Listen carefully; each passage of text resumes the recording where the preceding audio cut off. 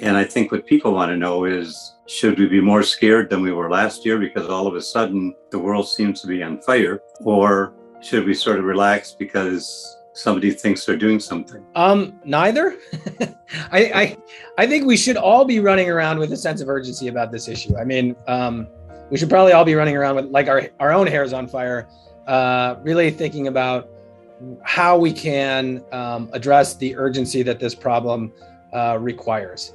2021 has been a devastating year. I think it's been devastating from our perspective because of so much that's happened specifically in the United States. The drought has really accelerated out west, but that's been going on for the last 20 years. We've written papers about, how we're in the midst of a mega drought out there in the Southwest. We've, of course, had devastating hurricanes on the East Coast over the last several decades. I've lived through Sandy and Ida here and multiple others in between in New York City. Spent time in the Boundary Waters up in northern Minnesota, which is burning now.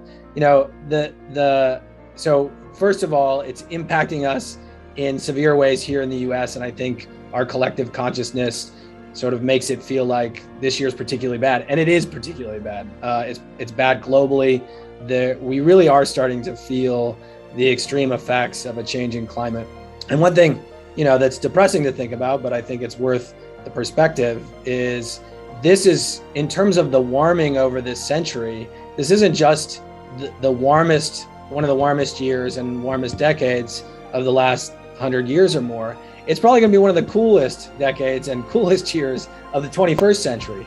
So just scale all of the impacts as we move forward into this century. And I think that we can expect, this kind of extreme weather and accelerating in terms of its severity and impacts as we continue to move into the 21st century.